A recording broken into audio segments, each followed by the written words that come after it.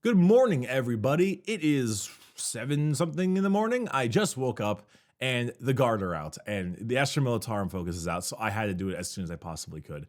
And that's just really the case of the whole thing. I got to do it. I really got to do it. So here we are. We're going to jump in. Also, just a side note, I did this for a sponsor a bit ago, but I've been using Opera GX a lot more lately as a browser.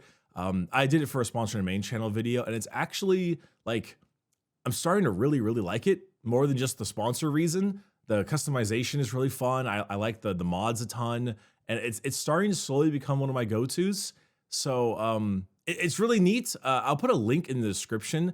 I will sponsor this video specifically isn't, but I just wanted to kind of shout it out again because I've been using it a lot more, and it's actually quite enjoyable, and I feel like a lot of you would appreciate it in its own way. So that's down in the description for you if you want to check it out. 40K, faction focus, Astra Militarum. We repeat my same phrase I always say, damn, this cover goes hard. But unironically, like, it actually goes really hard.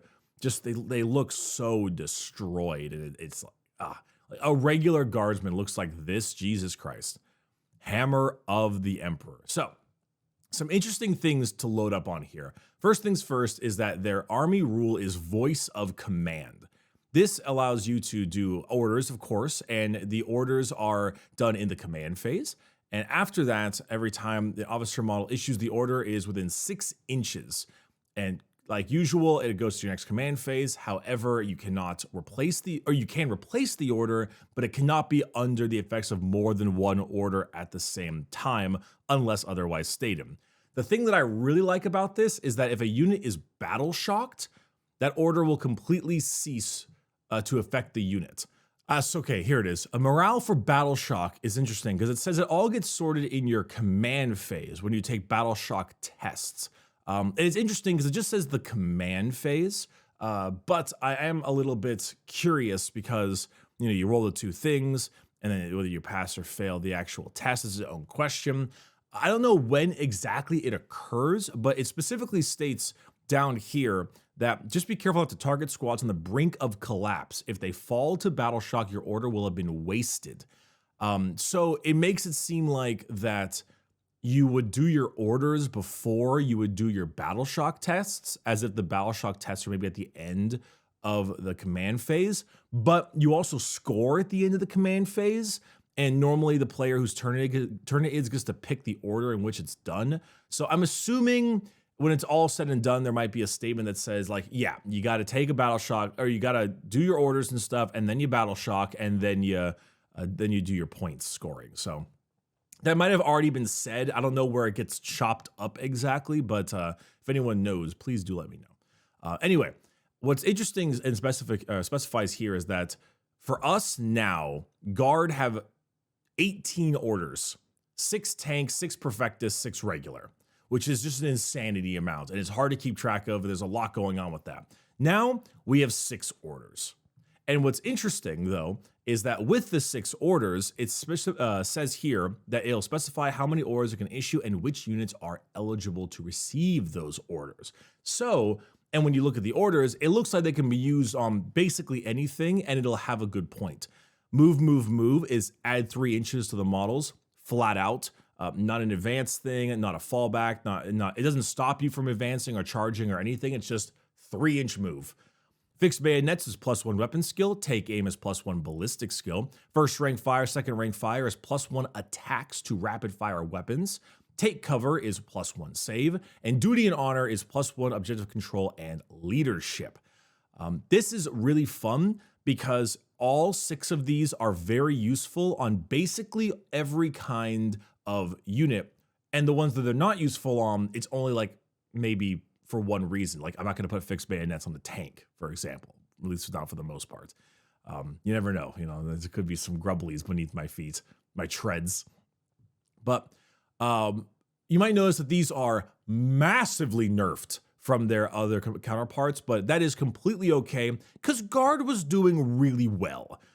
Guard takes home tournament victories quite often. Even though if their win rate isn't super high, because Guard's kind of a dad gamer army. Everyone likes their Guard, and they're just kind of casual. But Guard do very well. What's nice is that all of these orders are good for basically everything. Move, move, move is good for infantry and tanks. Fixed bayonets, well, that's mainly infantry. But take aim is good for infantry and tanks. First rank fire, second rank fire is a great infantry buff. Take cover is great and situational. And duty and honor is also very important because if I'm correct, well, I know this for the fact that duty and honor would go off before you would score your points. Therefore, this allows you to immediately possibly flip an objective. There's a lot of objective flipping going on in the new edition. They have that going on in the reanimation protocols, in Gilliman's ability, and here in this ability here. An interesting question that is asked a lot is, which is better, take aim or first rank fire, second rank fire? +1 attacks or +1 to hit? Now, there is something to be noted here that both take aim and fixed bayonets say that the weapon skill and ballistic skill are increased by 1. Which means if I'm hitting on 4s, for example, I am now hitting on 3s. But that does mean that I can still be affected by a +1 to hit a modifier.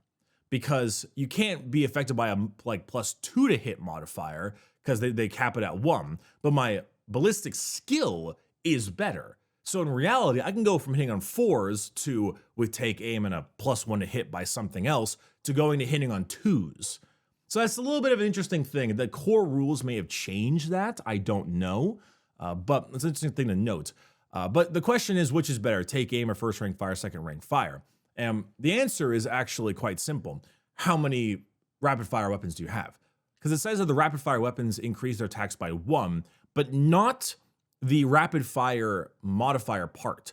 So if a lasgun is 24 inches, 1 shot, rapid fire 1, it would become 24 inches, 2 shots, rapid fire 1 still. So the max you would get would be 3 shots, not 4 shots like you used to be able to get.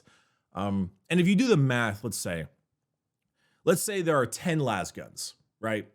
If you fire 10 lasguns, then, and you aren't, you're hitting on 4s or whatever, then you're going to hit 5 shots, average, half. If you're hitting on 3s, you would hit 6 to 7 shots on average, give or take, maybe 8. But no, 8's probably too up. So 6 to 7 shots on average. You get a few more hits. If you do first rank fire, second rank fire, you go from firing 10 shots to 20 shots, but you're hitting on 4s. So now you get 10 shots. So in reality, first rank fire, second rank fire is better for that world. But then, the more shots you get, let's say you fire 50 shots. Oh, wait, no, that wouldn't really make sense because of the time. Forget that. But to note, it only affects rapid fire weapons. And take aim doesn't. Take aim, if it's used on, say, a Lehman Russ tank, is totally different because you've got heavy bolters and a battle cannon. Take aim is great if you have like a las cannon or some kind of heavy weapon your dudes are lugging around. First rank fire, second rank fire affects plasma guns, though, which is that's something to note. Other than that, though, take cover is great. Allows you to go ahead and keep them safe, and you can't improve it past the 3 up, which is also amazing. Keeps it from getting a little too ridiculous. Duty and honor is also, I think, pretty darn useful because not only can you use it to flip an objective, but also if you have a unit that is maybe going to be battle shocked or pretty low on leadership, being able to increase them a bit is very handy. Like that extra dice could mean a whole world, So overall, these orders I think are really good. They're nice and streamlined and they work on everything, which is the most important part. They work on everything. So moving on, let's talk about the Cadian shock troops. Cadian shock troops, this is the data sheet of all time. It is truly a data sheet. The biggest, craziest thing to note about the Cadian shock troop data sheet is that you can be in squads of 20. And it says that Catachans, Death Corps, and regular infantry can all do the same. And I was thinking about that because I was like, if you're going to put characters in units, like a 10-man guard unit is just going to die. But a 20-man guard unit, now that's a different story. So you get 2 sergeants and 18 shock troopers. They have the same weapons they used to, las gun chainsword, or las pistol chainsword, and las gun close combat weapon. And then for every 10 models in the unit, you can get 2 separate special weapons: flamer, grenade launcher, melter gun, and plasma gun. And then you can have 2 more with duplicates of only 1 at 20. So basically, if you have 20-man squads, you can have 2 plasma, 2 melta, but not 4 plasma. You could have 2 flamer, 2 grenade launcher, but not 4 flamer. Or you could have one of all 4. Who cares? You can also replace a blast pistol with a bolt pistol. You can get a drum-fed auto gun as well on the sergeant. And you can get a Voxcaster for every 10 models in that unit. And yeah, I mean, this is all pretty standard, exactly what you'd expect. This movement thing is the exact same as well. 6 inches, T3, 5 up save, 1 wound, 7 leadership, 2 OC. This is exactly what I expected Cadians to be like. This is identical to what I assumed a Cadian data sheet would become. Like, it's so, yep, that's what I thought it would be. As far as their abilities and stuff, however, they get shock troops, which is also known as sticky objectives. Basically, if you hold this objective with the Cadian shock troops and you get points on it, you can then leave it, but it still counts as your objective. That's the whole point of shock troops. Until an enemy takes it over, that is, of course. So that's actually pretty good. Sticky objectives on guard is really nice. It also feels much more guard, because you can run, take the objective, and then just throw yourself in the meat grinder. No need for your guys to sit around waiting. You can just immediately hop back in and start murdering, which is just so guard, you know? And then the Voxcaster allows it so that every time you are affected by a order, adding 1 if there are friendly officer models within 6, or sorry, 1 or more friendly officer models. Wait, hold on, I screwed this up. Each time you target the bearer's unit with a stratagem, my apologies, roll 1d6, adding 1 if there are 1 or more friendly officer models within 6. On a 5-up, you gain a CP. So if you're using these people with a stratagem, you can therefore gain an additional CP on a 50% chance, which is pretty good, you know? Obviously, it requires the use of the stratagem, so it's spend a CP, maybe get a CP back. And I'm assuming you still can't regenerate more than 1 a battle round, but hey, you know, it's still a perfectly solid ability, and I'm a big fan of it. As for guns, again, this is exactly what I expected. The chainsword is the exact same as before, except it's just baked in the extra attacks in the sergeant's profile. Everything hits on 4s, 1 attack, 301. The las gun is the exact same, God bless its soul. The drum-fed auto gun is basically a las gun that gets 2 shots, not rapid fire 1. Melt is the same. Plasma is the same. Bolt pistols, you know, it's all the same except for the grenade launcher, which has actually seen quite the glow up. It instead of being D6 shots assault, it is strength 3. It's D3 shots blast strength 4. So a pip of strength, but fewer shots and not assault. However, blast now is a hell of a lot better than it used to be. And also, this can spike pretty hard. I'm not firing the frag version of a grenade launcher at a Space Marine. I'm probably just not. I'm firing the newly quite buffed crack version at strength 9 AP2 D3. But back in the day, it was strength 6 AP1. Crazy increase in power right there. Don't really know why. I mean, it's not going to break the game or anything, but damn, that's a grenade launcher. But if I'm firing this frag mode into, say, a horde of orc boys or termagants, and there's like 20 of them, then going from D6 shots to D3 plus 4 is pretty good, because, you know, 25 each, because blast is for every 5 models, you get 1 extra shot. So even if I was firing this into a squad of Space Marines, I would get D3 plus 1.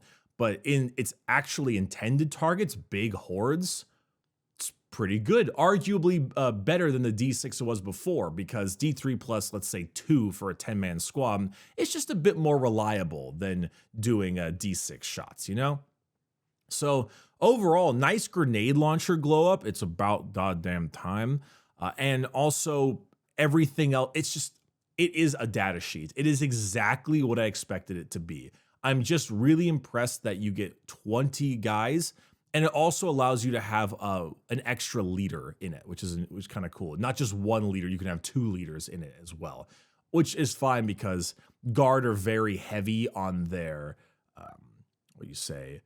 their leaders are very squishy. and cheap. So you'll often have lots of guys to join you. So this is pretty good. It certainly is a data sheet. The Cadian shock troops. Though, of course, as said here, the Jungle Fires and Death Corps of Kree can also be their own, and the infantry squads can also be their own thing. The Baneblade. The Baneblade. The Baneblade. Oh, yes. You love it. We all love it. I love it. It's a beautiful tank. It has 9-inch move, T13, so 1 less toughness than the Monolith, a 2-up save, 24 wounds, which is 4 more wounds than the Monolith, 7 leadership, and an 8 OC. I think 8 OC is the same as the Monolith. Interesting to compare and contrast there. T13 is you might think is not a huge deal going from 14 to 13. It just means that any weapon that is strength 14 and 7 will be better against it. Because 14s and 13, sorry. The main difference is that weapons with strength 13 will wound it on 4s now, 14s on 3s, and anything at strength 7 will wound it on 5s, where it will wound it on 6s with the Monolith.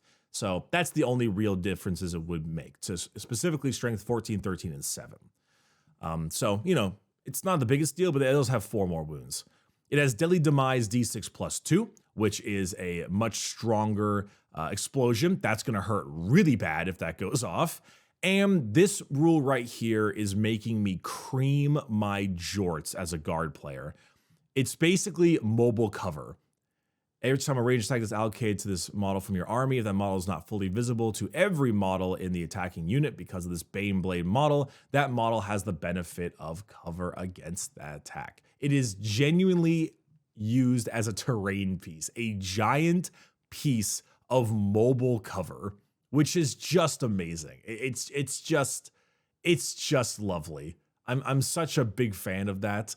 That you can literally roll up your Baneblade, and it's very thematic, right? Because you're rolling your Baneblade up and flanking it are tons of infantry, and that's just a sight you would see. Like, right, you know, you're walking along the tank column. That's just what would happen. It's crazy how they pulled that off. Also, the damage classic 1 through 8 wounds, subtract 4 from the OC and 1 from its hit roll. Now, for its weapons, we do have a enormous nerf to its armored tracks. This is the exact same as the Land Raider. Kind of depressed about that because the armored tracks before were really good. They were like strength 9, AP2, D3 damage.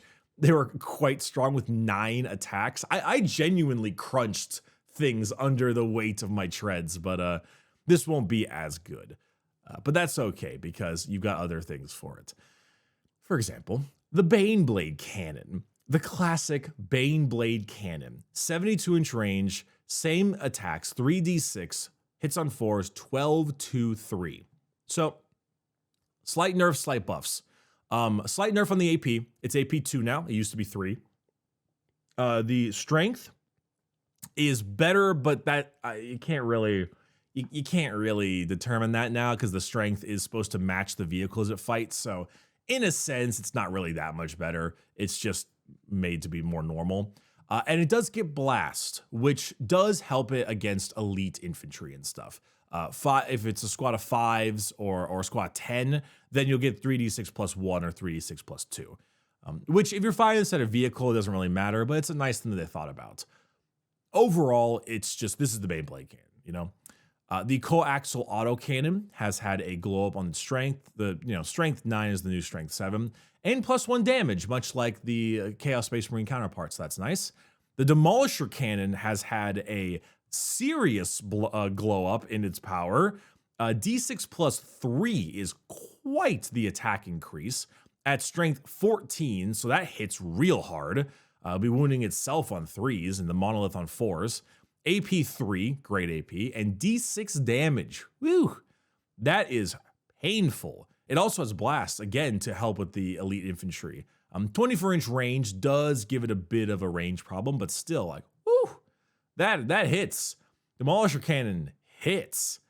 Heavy stubber is rapid fire 3 with 3 attacks, pretty simple. Las cannon is the classic case of the one-shot 12 3d6 plus 1. So basically the same entire metric as the las cannon we saw on the Land Raider.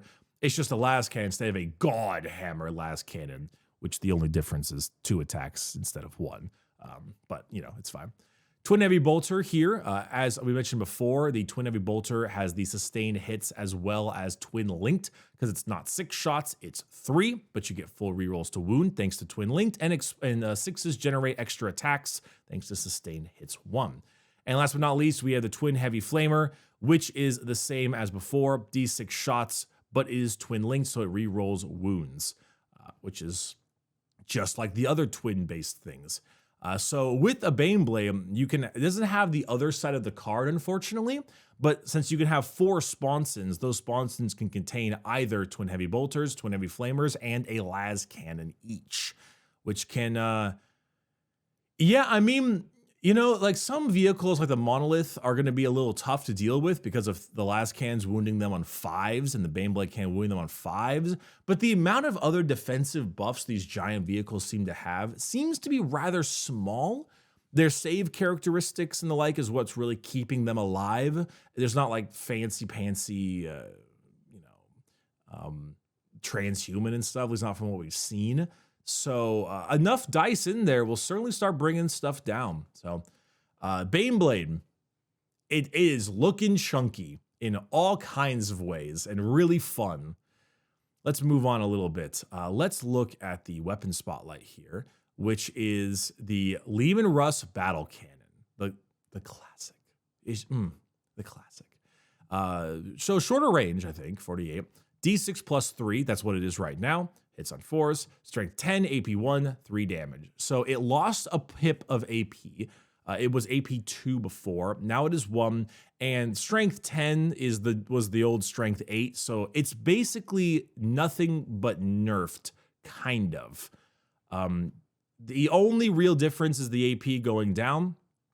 But strength doesn't really change much, and the attacks are the same. However, it does have Blast, and Blast it had before, but Blast is better now. So against elite infantry and stuff, or just infantry in general, it'll be better than it was before, probably. The AP loss is something, though. But against vehicles, it's basically unchanged, minus the AP. How about oh my god, I did not even see the Volcano Cannon here. Oh, I didn't look this far down. 96-inch range, good god.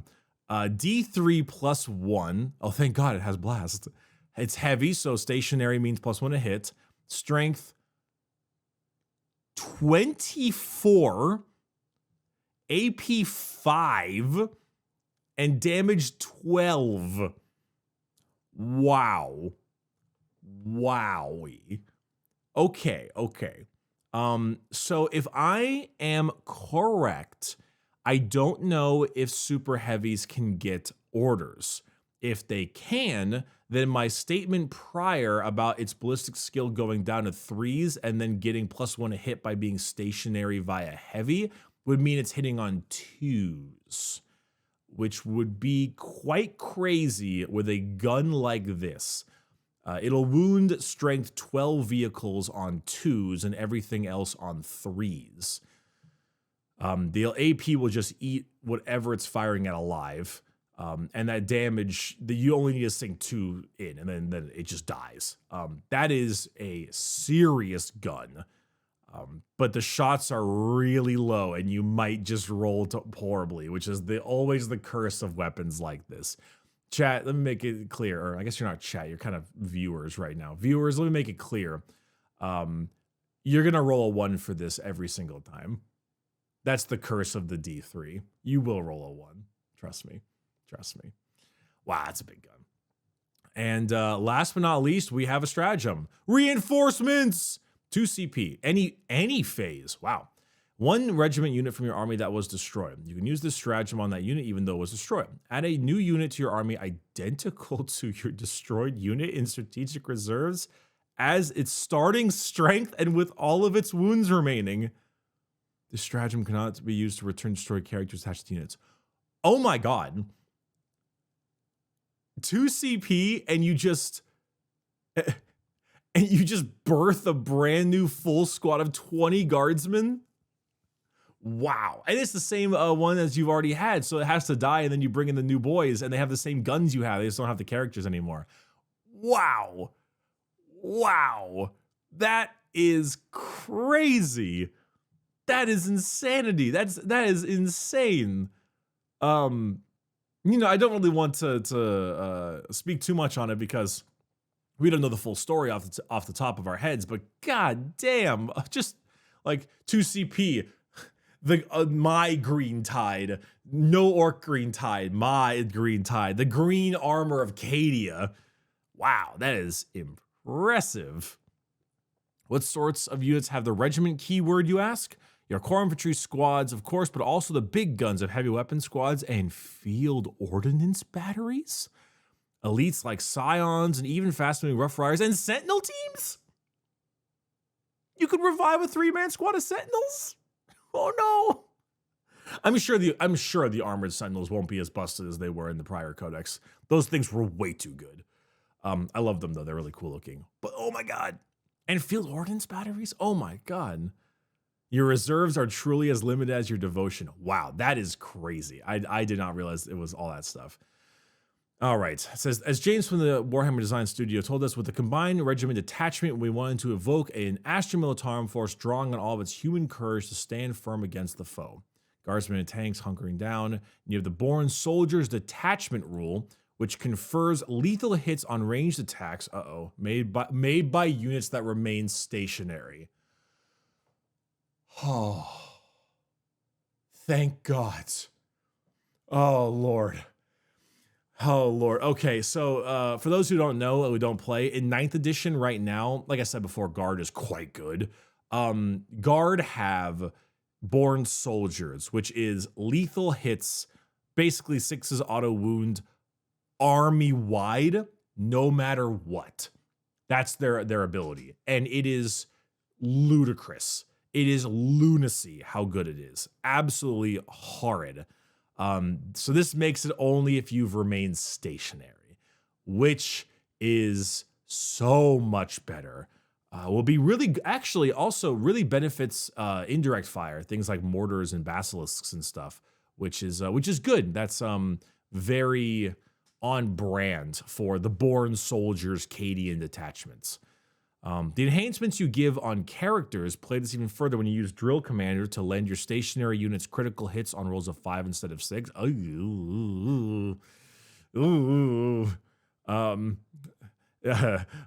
the Death Mask of Olanius, which sees the objective control characteristic of the bearer's unit drop only to 1 while battle shocked rather than 0. That's actually pretty good.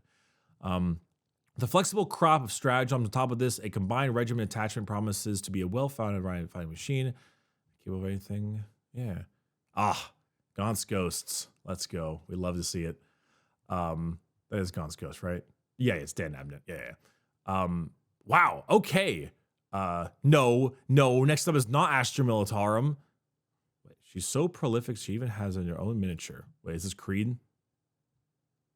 Oh, the Cadian White Shield gal. That's right. Okay, so Guard.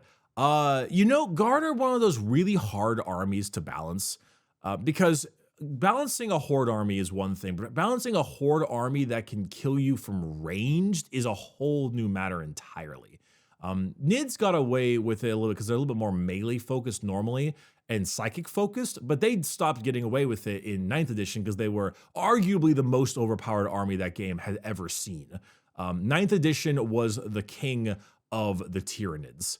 I will not hear any of you. Drukhari, as disgusting as they were not as good as on-release Nids. On-release Nids was the biggest boogeyman of the entire edition. But they seem that they're kind of figuring out a way to deal with that. Guard are always tough because they are a horde shooting army. But I must say, the voice of command, the only thing that's a little scary to me is the take aim, because it looks like this can be used on tanks and stuff, and an entire Leman Russ, not just their battle cannon, hitting on 3s is a bit frightening. Little unsure, but for the most part, orders seem to have taken a pretty chunky nerf, which is good. The units are about the same as I expected, not really that many buffs, minus the grenade launchers, I suppose. Even the mighty Baneblade, as strong as it is still like not going to be overwhelming because you're still hitting on 4s in so many ways, unless you can give it take aim. The Leman Russ battle cannon is for the most part nerfed. The volcano cannon is a whole thing. And I will say the reinforcements is quite a rule. But other than that, you know, Guard are looking not as busted as they are. And that's good. And, you know, I got a bone to pick with some of you where it seems like you're rather like angry that things are not getting nerfed. Like this is getting a huge nerf. And I'm like, good. That's what we want. The game was so much worse when everything died. I was playing Chaos Space Marines like Eldar because I had to move, shoot, move, and move, stab, move because they were so squishy because the game was so killy. And so a combination of the better cover, you know, nerfed orders for the most part, but still usable orders. They're like nerfed, but they're more applicable and all that kind of stuff. I'm cool with. Yeah, Guard certainly got some drops, but they needed some drops. They're one of the best armies in the game right now. And I am so okay with that. That being said, this reinforcement thing is, whew, that's something else. I'm really happy. I'm actually really happy as an avid Guard fan. My first army, well, I guess my first army was Grey Knights back in 7th, but I was kind of just like learning how to paint and stuff. Guard was the first army I got when I came back and like really started playing Warhammer. So I'll argue that Guard is my first army in a weird way. I guess it depends on how you classify it, but as a somewhat first army, I'm so okay with this. This is just totally fine to me. I even put on the Cadian green shirt. Yeah, no, I'm happy. I'm very happy. Though unfortunately, I am unhappy that they have not updated their bottom. Is there a statement here? Want to learn more? Check out the ongoing series. No. I don't see them telling me what the next one is. Those bastards. All right. Well, regardless, I will see you hopefully tomorrow for another one coming out in the Faction Focus series. Thanks so much for watching. And yo, Cadia stands, my guy.